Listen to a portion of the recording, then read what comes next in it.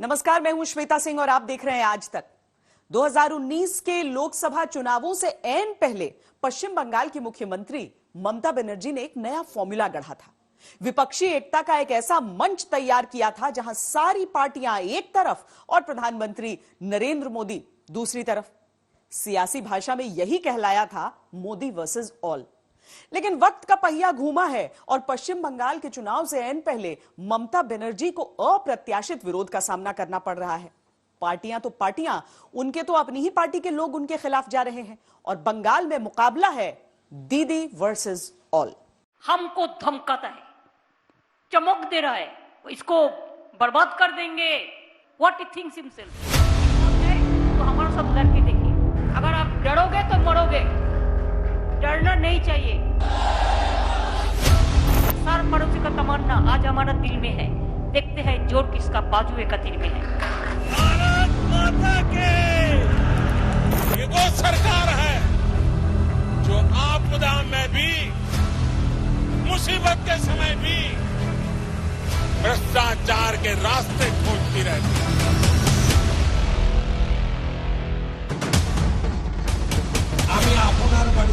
BJP क्या है? Washing machine है। काला चोर जाते हैं और वॉशिंग मशीन में सफेद होके चला आता है। बड़ी वॉशिंग मशीन कौन सी है?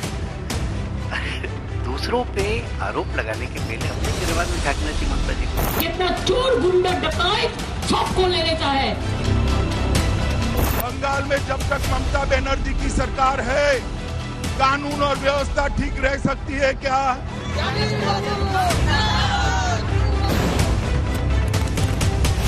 দুটো গুন্ডা, একটা মোদি গুন্ডা আর একটা অমিত শাহ গুন্ডা, দুই গুন্ডা। तृणमूल के गुंडों ने हमारे 130 कार्यकर्ताओं को मार डाला है। हमारे लगभग 130 लोग मारे गए हैं। हमको धमकाता है, चमक दे रहा है, इसको बर्बाद कर देंगे। What he thinks himself. हिम्मत है तो हमारा सब लड़के देखिए। बोला दीदी, जय श्री राम के नारे से आपका क्या अपमान? ममता जी ने ये किया, ममता जी ने नहीं किया तो कौन किया? भारतीय जनता पार्टी पूर्ण बहुमत की सरकार बनाएगी और परिवर्तन। तृणमूल को तुम हराने नहीं पाएंगे और कभी नहीं होगा। तृणमूल आएंगे, तृणमूल आए, तृणमूल जीतेंगे, तृणमूल जीतेंगे, तृणमूल जीतेंगे।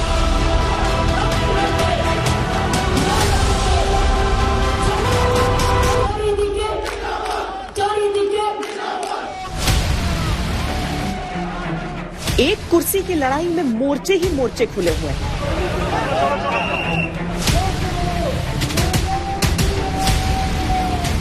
कहीं धर्म वाला मोर्चा खुला है, दुर्गा पूजा भी ममता जी नहीं करने देता। कल दुर्गा पूजा नहीं करने देता तो 28,000 का आपको 50,000 रुपया ऐसे ऐसे मिलते। भगवान राम एक राजा थे, कोई अवतार मानता है उनको, और उनकी 14 जो पूर्व पुरुष थे उनका नाम भी आपको मिलेगा। I mean, I think the people of Bengal and people of India, the Hindus actually should decide, because Durga is a concept not only in Bengal. It is a very strong pillar of Hindu. कहीं मर्म वाला मोर्चा खुला है। ये issue है कि उसका कोई काम देने वाला नहीं है, कोई काम तो नहीं करते हैं और रोज खाली गुंडागर्दी करते हैं और रोज खाली दंगा फसाद करते हैं और रोज खाली लूट लेते हैं। अब सबको इनकम टैक्स का डर दिखाता है, सीबीआई का डर दिखाता है, सुबह से रात तक यही एजेंसी को देखे करता है। আমি তো বলেছি আমার পিছনে ইডি সিবিআই লাগাতে হবে না, আমি এই মাটির সন্তান। अभिषेक जी के ससुराल के लोग इसमें इन्वॉल्व हैं और कई आईएएस और आईपीएस और पुलिस अधिकारी भी इसमें इन्वॉल्व हैं। सीबीआई एक ऑटोनोमस बॉडी है, एक अनुशासित बॉडी है, इसका काम करने देना चाहिए। ममता दीदी ने हम पर हमले करने की जरूरत नहीं है। बंगाल की गरीबी पर हमला करना चाहिए, बिगड़ती हुई लॉ एंड ऑर्डर की परिस्थिति पर हमला करना चाहिए, घुसपैठ हो रही है उसको रोकने के लिए हमला करना चाहिए। जिस प्रकार से वायलेंस हो रहा है, कहीं रिश्तों के दर्द वाला मोर्चा खुला है। সে যে হচ্ছে আমার জন্মভূমি, असल में हम जन्मभूमि के लिए ही है और कुछ नहीं। और मुझसे ये देखा नहीं जा रहा कि हम करें तो क्या सीमित है। एक पार्टी में है तो पार्टी की डिसिप्लिन है और I am grateful to my party that they have set me here. मगर मुझे अब थोड़ी घुटन महसूस होती है कि हम कुछ कर नहीं पा रहे।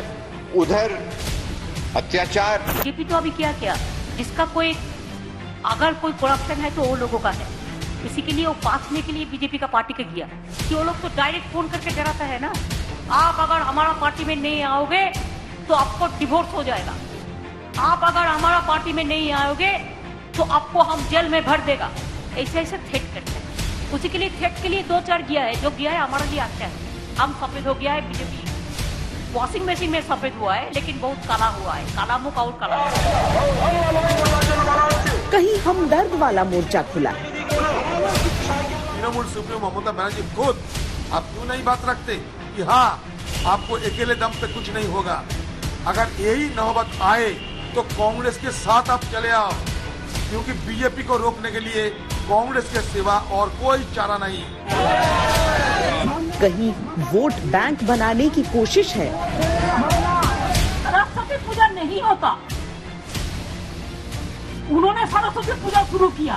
ओके जिज्ञेस करो सरस्वती पूजा मंत्र बोला नहीं, आगे सरस्वती पूजा मंत्र बोल। कहीं वोट बैंक छीनने का प्रयास है। खुशबा शरीफ के जितना भी लीडर है, धार्मिक लीडर है, सब हमारा साथ है, आपको सेकुलरिज्म का साथ में है। एक तरफ है दीदी, दूसरी तरफ ऑल।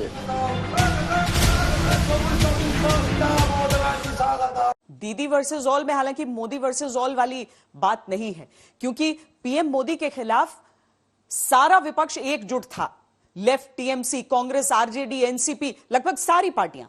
दीदी के खिलाफ उनका विपक्ष एकजुट नहीं है। एक और ममता लेफ्ट और कांग्रेस के साथ से मुकाबला कर रही हैं, तो अपने पारंपरिक वोट बैंक में पीरजादा अब्बास सिद्दीकी के अनुमानित सेंध से भी परेशान है।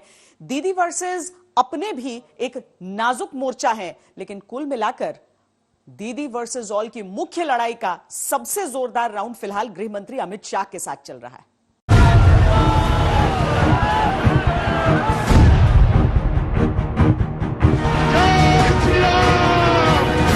बंगाली का सब बंगाली को भी लड़ाता है, ये इसका काम ही है।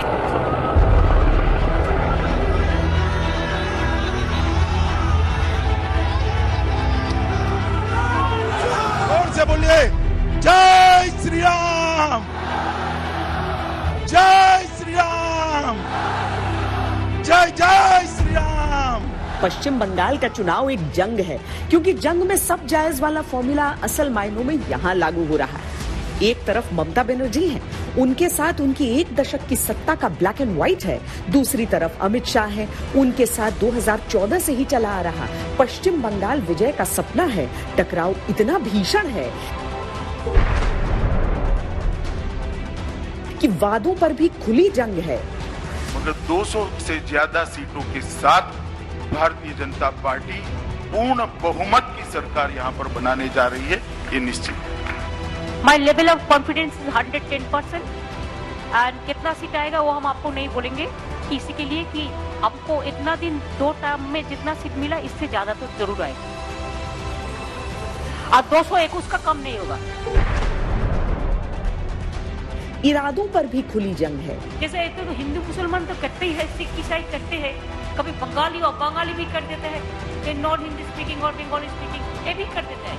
बंगाली का सब बंगाली को भी लड़ाता है, ये इसका काम ही है कि इसको पता है अगर डेवलपमेंट का इशू पे लड़े तो पूरा हट जाएगा।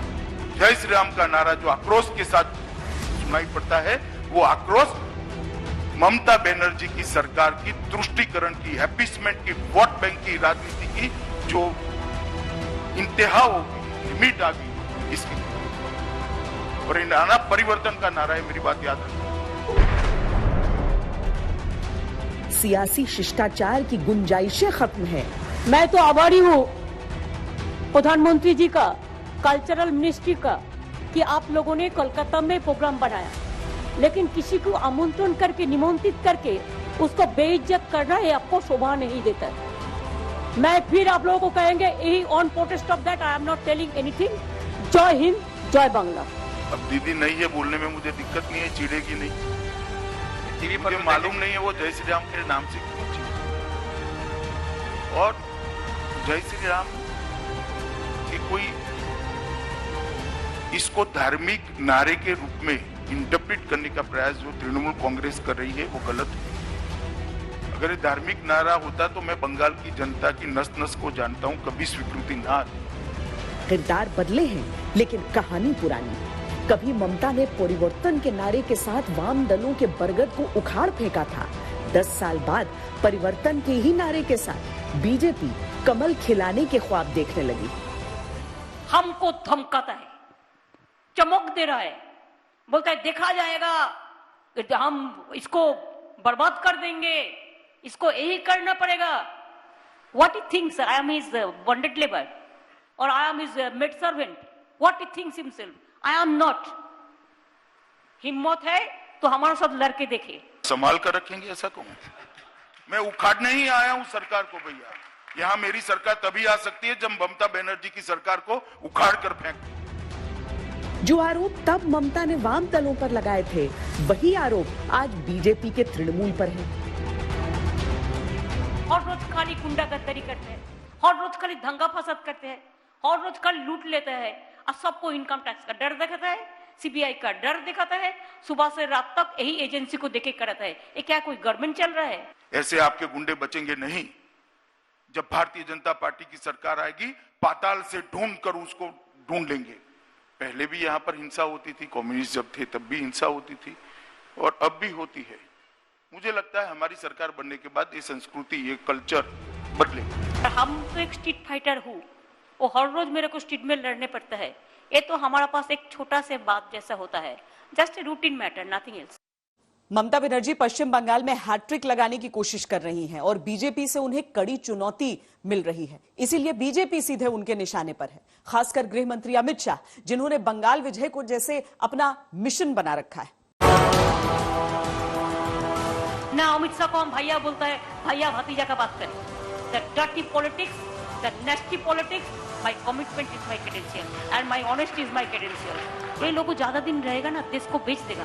जनता को छोड़ के ममता नहीं होता है। जो गुंडा गद्दारी करके बाहर से आते हैं, बंगाल में गुंडा गद्दारी करके जबरदस्ती कुछ करने के लिए हम उसको बाहर का आदमी बोलते हैं। तो only why the Gujarati officials will be the key post holders.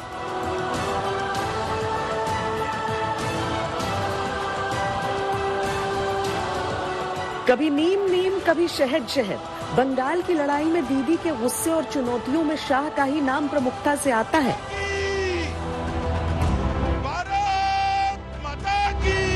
Durga जाने ना, माँ काली जाने ना, रोखा काली जाने ना, चामुंडा काली जाने ना, सिद्धेश्वरी काली जाने ना। ममता अमित शाह के पश्चिम बंगाल में होने का मतलब अच्छी तरह समझती। 2014 में बीजेपी की सरकार केंद्र में आते ही अमित शाह ने मिशन पश्चिम बंगाल का बटन ऑन कर दिया था। लगातार दौरे करके उन्होंने पश्चिम बंगाल में संगठन को विस्तार दिया। हर बूथ 10 यूथ जैसे कार्य योजना बनाकर पन्ना प्रमुखों की फौज तैयार की। यहाँ तक कि पन्ना प्रमुखों की भूमिका सुनिश्चित करने में भी खुद को लगा दिया। हर पन्ने के हर मतदाता को बीजेपी के पाले में लाने की जिम्मेदारी पन्ना प्रमुखों के अलावा सक्रिय कार्यकर्ताओं को सौंपी। नतीजा ये हुआ कि 2019 में बंगाल की 18 लोकसभा सीटों तक बीजेपी को पहुंचा दिया। पश्चिम बंगाल के विधानसभा चुनाव में बीजेपी अगर जीत का दावा कर रही है तो वो भी अमित शाह की रणनीति के बूते। 2019 में हमारा सीटें पहुंची 18 और हमारा वोट प्रतिशत पहुंचा 40 और अभी 2021 के चुनाव में भारतीय जनता पार्टी 200 सीट पार करेगी और सरकार बनाएगी। इस बात को हमको जब कई समुदायों की मांग को साधते हुए अमित शाह सीएए जल्द लागू करने की घोषणा करते हैं तो बतौर गृह मंत्री उनकी बात मायने रखती है। अप्रैल के बाद उनको नहीं करना है। आप मेरी बात समझ रहे हो ना? मैं समझ रहा हूँ। सरकार बदल जाएगी, अब उनको कहाँ करना है? देखिए, देश की पार्लियामेंट में बनाया हुआ कानून है और इसका इम्प्लीमेंटेशन होना है और शरणार्थियों को नागरिकता मिलनी है। वैक्सीनेशन का बाद होगा। कौन वैक्सीनेशन का बाद? इलेक्शन वैक्सीनेशन के बाद रूल होगा, बोलता है इलेक्शन वैक्सीनेशन का बाद। पब्लिक का कब वैक्सीनेशन होगा क्या मतलब है? वो तो देता ही नहीं है किसी को। जब वो कानून व्यवस्था की बात करते हैं तो बतौर गृह मंत्री इसे भी उनके आगामी प्लान का हिस्सा माना जाता है। हर डायमेंशन से बंगाल देश की अन्य राज्यों की स्पर्धा में टॉप पर है। क्राइम के रिकॉर्ड में नहीं, शिक्षा में, अर्थ नीति के क्षेत्र के अंदर, हमारी सांस्कृतिक विरासत को पुनर्जीवित करना, मजबूत करना, उसके अंदर देश की बाउंड्रियों को सुरक्षित करना, इसके अंदर ये सब क्षेत्रों में बंगाल टॉप पर है। और बंगाल देश का सबसे बड़ा जीडीपी कंट्रीब्यूटर बने। दीदी अगर शाह को लेकर अधिक सजग है तो उसकी कुछ वजहें भी हैं जो पश्चिम बंगाल की राजनीति को जरा देर देखने के बाद समझ आने लगती है। बीजेपी ने ममता बनर्जी को घेरने के लिए जो चक्रव्यूह तैयार किया है उस पर अमित शाह की छाप साफ दिखती है।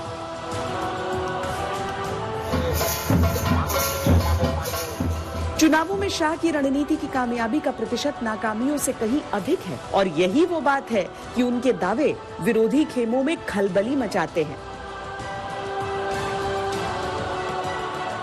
ये भारतीय जनता पार्टी की लड़ाई, ये बंगाल को सोनार बांग्ला बनाने की लड़ाई है और ये लड़ाई हमारे बूथ के कार्यकर्ता और तृणमूल कांग्रेस की सिंडिकेट के बीच की लड़ाई है। सिंडिकेट के बीच की लड़ाई। हरियाणाয় হবে সব, উত্তরপ্রদেশেও হবে সব, আর বাংলা ওরে বাপ, এই তো মানে আমরা কেউ কিছু বুঝতেই পারছি না কতটা সাফ হবে।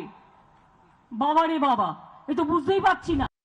पश्चिम बंगाल विजय बीजेपी के सबसे पुराने सपनों में से एक है, लेकिन बात श्यामा प्रसाद मुखर्जी को श्रद्धांजलि से आगे बढ़ते बढ़ते कई दशक बीत गए। लोकसभा की 18 सीटें मिली तो कॉन्फिडेंस बढ़ा और विधानसभा चुनाव में भगवा फहराने का ख्वाब बीजेपी ने देख लिया।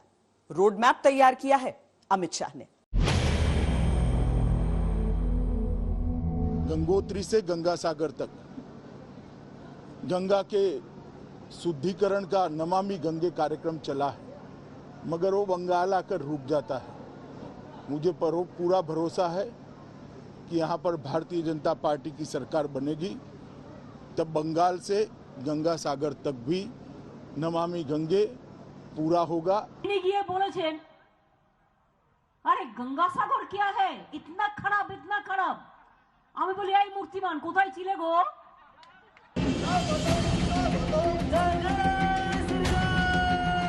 हर दौरे से पहले मंदिरों, स्मारकों, श्रद्धा स्थलों और महापुरुषों को समर्पित स्थानों पर बीजेपी के कद्दावर नेताओं का जाना अमित शाह की रणनीति का पहला पड़ाव है। ये पश्चिम बंगाल के लगभग 70% हिंदुओं से खुद को जोड़ने की कोशिश भी है। उससे भी ज्यादा ये कोशिश पश्चिम बंगाल के स्वाभिमान के साथ बीजेपी के खड़े होने का एहसास कराना है। संस्कृति हमारा चुनाव का मुद्दा है। हमारा चुनावी मुद्दा ही बंगाल का कल्चर है, एक प्रमुख मुद्दा है। क्यों अलग कर रहे हो आप इसको?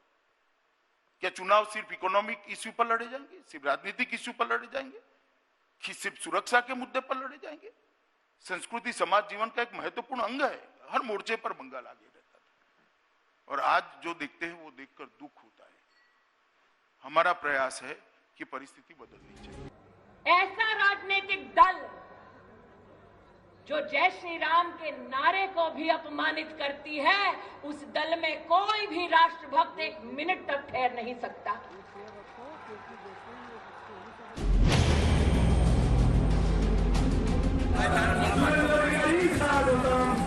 ममता बनर्जी से नाराज नेताओं को बीजेपी में लगातार शामिल कराना दरअसल ममता पर लोगों के विश्वास के बुत को चकनाचूर करने का प्रयास है। एक तो बीजेपी के पास जन समर्थन वाले नेता जुड़ते हैं, दूसरे ये संदेश जाता है कि दीदी के काम से उनके ही लोग संतुष्ट नहीं।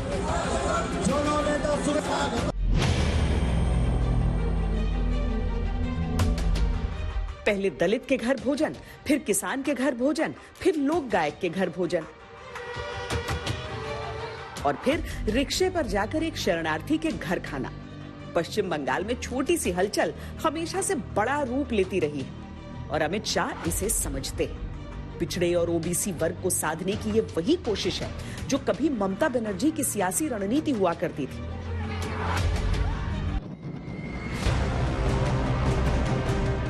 मछुआरे और मतुआ समाज के साथ 50 सीधी सीटों पर असर पड़ता है। अमित शाह जब मछुआरा समाज के बीच साथ निभाने की बात दोहराते हैं तो इसका प्रभाव कई सीटों पर पड़ सकता है। इस समाज को नजरअंदाज कर पाना किसी के बस की बात नहीं। तो आपका वोट बैंक, क्या आपको चिंता है कि वो स्प्लिट हो सकता है? हमारा वोट बैंक कभी भी स्प्लिट नहीं होगा, जुड़ेगा। और कम्युनिटी और कास्ट है। ये मथुआ करते हैं, उसको पता नहीं था। जब बर्मा जिंदा था 20 साल उनको हमने देखा, हमने सब कुछ कर दिया।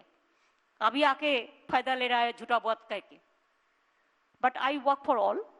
आप देखो बंगाल में Tarakeswar to Dakshineswar sky walk, Tarapith to Belur, Furfura Sharif to Patharachapi, Kalighat temple to Kankalitala, हॉट सतीपीठ कितना है बंगाल में, सबको हम डेवलप कर दिया पूरा सब।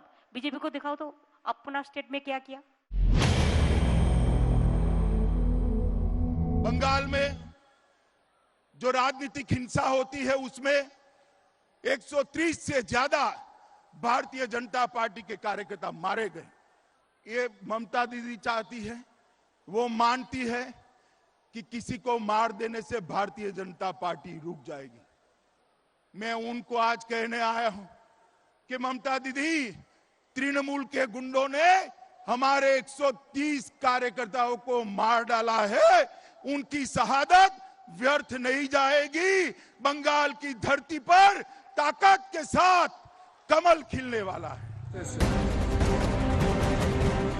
राजनीतिक हिंसा के खिलाफ जब अमित शाह बोलते हैं तो ये कानून व्यवस्था से भी जुड़ता है, और जब वो इसके खिलाफ यलगार करते हैं तो हिंसा से पीड़ित एक बड़ा वर्ग तैयार हो जाता है। They are the atrocious people, terrible, dangerous people, draconian peoples, incompetence, irresponsible, what not. ये लोगों ज्यादा दिन रहेगा ना, देश को बेच देगा। ऐसा नहीं है कि अमित शाह के रोडमैप को ममता बनर्जी समझ नहीं रही। वो लंबे संघर्ष की यात्रा तय करके आज जिस मुकाम पर हैं, वहां कदम कदम पर उन्होंने भी चुनौतियों का सामना किया है। लिहाजा ममता बनर्जी के तर्कश में सबसे ज्यादा तीर अमित शाह के लिए सुरक्षित रहते हैं। टीएमसी का एक ही नारा है, भतीजा बढ़ाओ। भतीजे के कल्याण के अलावे टीएमसी के मन में और कोई कल्याण नहीं।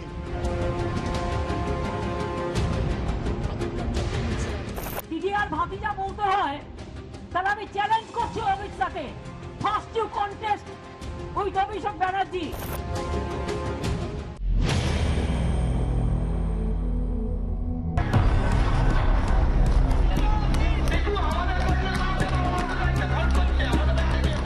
अभिषेक बनर्जी तृणमूल कांग्रेस में ममता बनर्जी की विरासत के नेता तो हैं ही, उनके भतीजे भी हैं।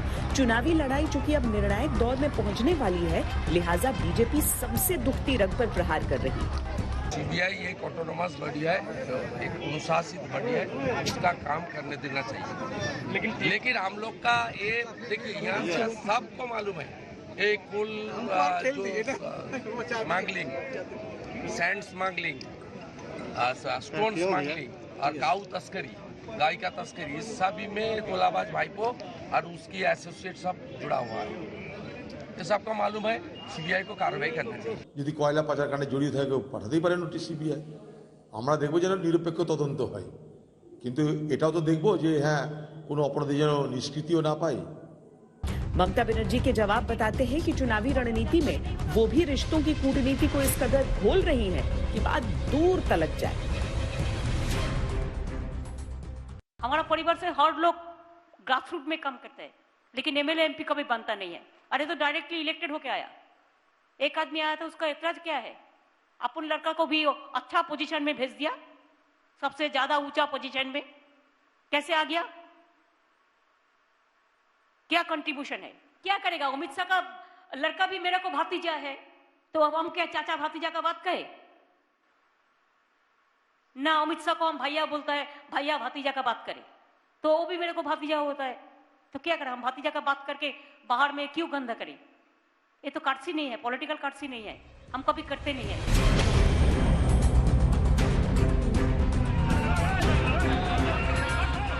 बंगाल में बीजेपी ने दिलीप घोष और शुवेंदु अधिकारी जैसे कद्दावर नेताओं को आगे कर रखा है, लेकिन दीदी बार बार अमित शाह को सामने लाकर चुनाव को बाहरी वर्सेस बंगाली के मुद्दे पर ला रही है। वो जानती है कि मतदान में बंगाली प्राइड भी एक फैक्टर रहेगा। हिम्मत है तो हमारे साथ लड़के देखे। एक शायरी है ना, सार पड़ोसी का तमन्ना आज हमारा दिल में है, देखते हैं जोर किसका बाजू एक तीर में है। हम इसी के लिए लड़ते हैं। अगर आप डरोगे तो मरोगे, डरना नहीं चाहिए। बंगाल में सीएए और एनआरसी का मुद्दा बड़ा है। ये दोनों मुद्दे सीधे गृह मंत्रालय के अधीन आते हैं, इसीलिए ममता बनर्जी अमित शाह पर हमला बोल रही हैं। इसके जरिए वो उस वोट बैंक को संबोधित कर रही हैं जो सीएए और एनआरसी से सबसे ज्यादा प्रभावित होने वाला है। घुसपैठियों को हटाना है, रोकना है तो भारतीय जनता पार्टी की सरकार बनाइए। मैं आपको आश्वस्त करता हूं, घुसपैठिया क्या परिंदा भी पैर नहीं मार पाएगा मित्रों, परिंदा भी पैर नहीं मार। আসামে অল্টারনেটিভ পাচ্ছে না বলে না তো ওখানেও হতো। এনআরসি আর এনপিআর এর নামে যে অত্যাচার করেছো এখনো বলে বেড়াচ্ছে এনপিআর করেগা এনআরসি করেগা, কিচ্ছু হবে না। তৃণমূল কংগ্রেস থাকতে কারো অধিকার আমরা কাটতে দেব না। लड़ाई जितनी बंगाली वर्सेस बाहरी होगी उतना फायदा तृणमूल को हो सकता है, ये बात बीजेपी भी समझती है। लिहाजा विवेकानंद, बोस और टैगोर की छवि के साथ बंगाल के प्राइड को लगातार जोड़ रही है। भारत माता की, भारत माता की, भारत माता की। पश्चिम बंगाल में जब रिकॉर्ड सीटें जीतने का दावा अमित शाह ने सबसे पहले किया था तो सबको लगा था ये बहुत दूर की कौड़ी है और केवल एक दावा है, लेकिन 2019 के चुनाव नतीजों ने सब बदल दिया। हालांकि ममता बनर्जी ने शायद चुनौती की सच्चाई को पहले ही भांप लिया था, इसीलिए बंगाल की भूमि पर ही मोदी विरोध के सबसे बड़े मोर्चे को खड़ा किया था। आज तस्वीर अलग है, संयुक्त विपक्ष बिखरा हुआ है और ममता के लिए ढेरों चुनौतियां पेश कर रहा है। नतीजा क्या निकला? नतीजा ये हुआ कि बंगाल में धर्मनिरपेक्ष जो पार्टियां थे, जैसे कांग्रेस पार्टी, लेफ्ट पार्टी, इनको तो कमजोर अब जरूर कर दिए हैं। इनको तो अब खत्म करने की कोई कसर नहीं छोड़े रखे हैं।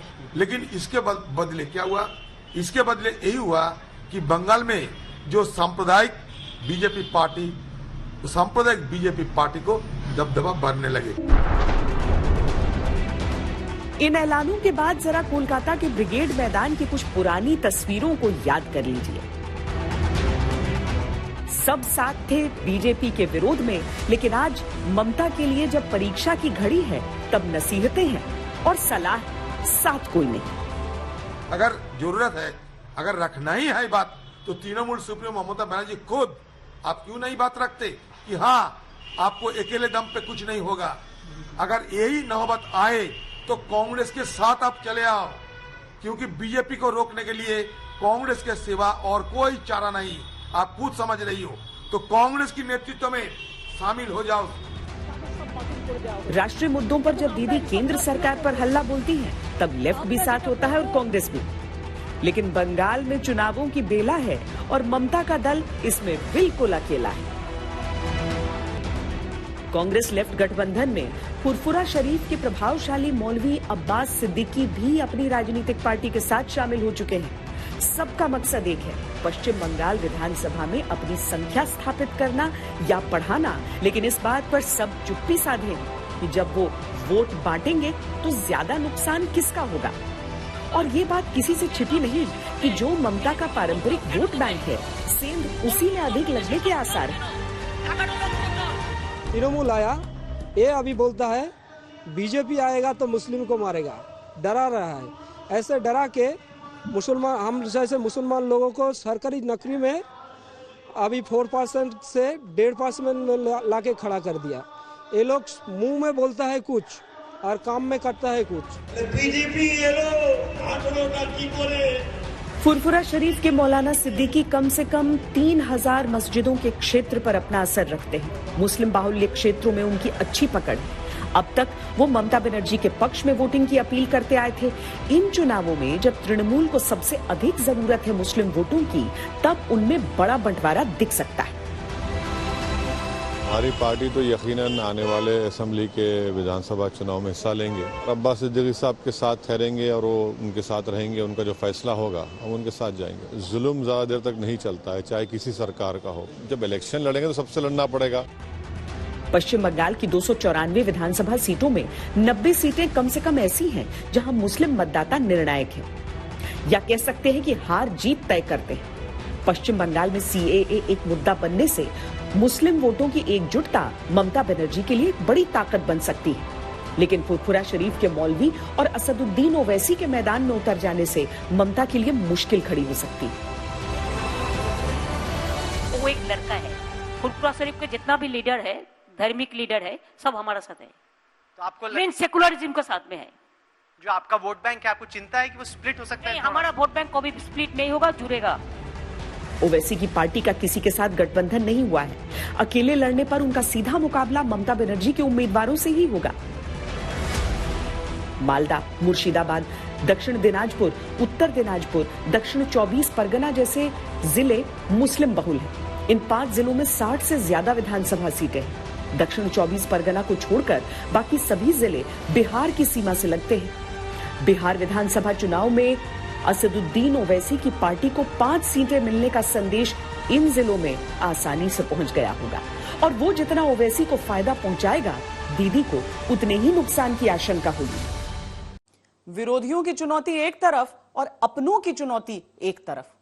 ममता बनर्जी के दुर्ग में कई जगह दरारें पड़ चुकी हैं। 1998 में जब से पार्टी की नींव पड़ी थी, तब से ये पहली बार है जब टीएमसी इस तरह बिखर रही है। वहाँ 80% बूथ में कमल का निशान दीवार पर आपना ऑल इंटरनल हमारा बीजेपी कार्यकर्ता ने स्वीकार।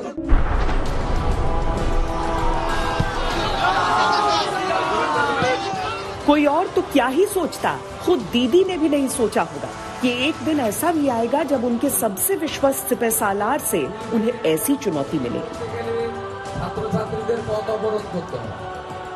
शुभेंदु अधिकारी ने टीएमसी छोड़ते ही यह चैलेंज दीदी को दिया, वो भी नंदीग्राम के रण में।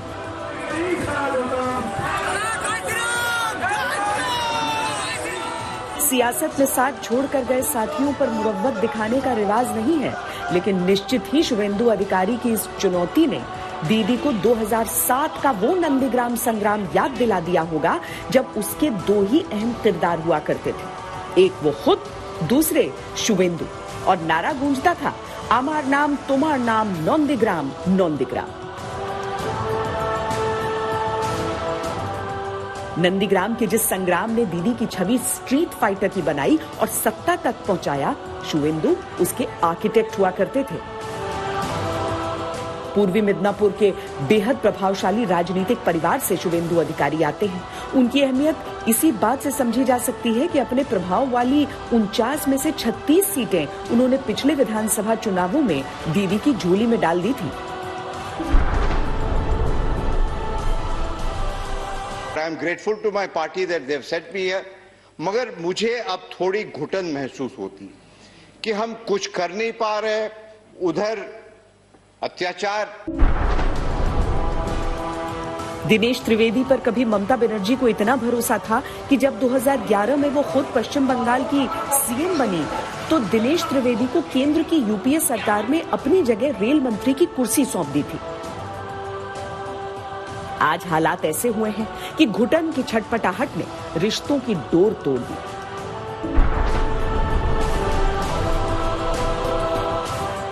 जिन दिनेश त्रिवेदी के लिए ममता ने बैरकपुर सीट पर अर्जुन सिंह की नाराजगी मोल ली थी, वो अर्जुन सिंह बीजेपी के सांसद हैं।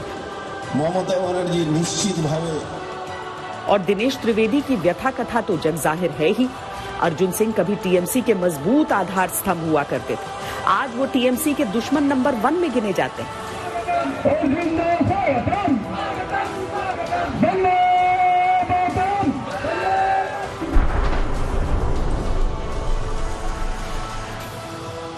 मुकुल रॉय कभी दीदी के राजनीतिक चाणक्य हुआ करते थे, लेकिन दीदी ने भतीजे को तरजीह दी तो मुकुल रॉय चले गए।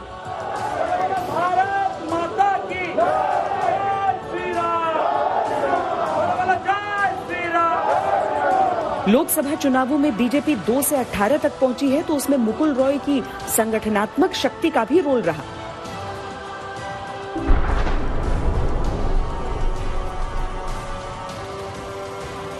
ये फिरोज कमाल गाजी उर्फ मास्टर बाबू हैं। बशीरहाट इलाके में ममता की तृणमूल की ऊर्जा हुआ करते थे। बीजेपी में अब प्रमुख भूमिका में वो और उन जैसे तमाम लोग दीदी का दामन छोड़ चुके हैं। खून बह जाने की कीमत पर भी तृणमूल में लौटने को तैयार नहीं। लंबी फहरिस्त है उन नेताओं की जिनका नाम तृणमूल कांग्रेस में ममता बनर्जी के बाद लिया जाता था, लेकिन वो आज दीदी के साथ नहीं है। बात सिर्फ यहीं तक सीमित नहीं, वो चेहरे जो बंगाल के दिल में धड़कन बनकर धड़कते हैं, वो प्रसेनजीत हो या मिथुन दा, मेल मुलाकात की नई तस्वीरें वहां भी अटकलों के बाजार को गर्म कर रही हैं।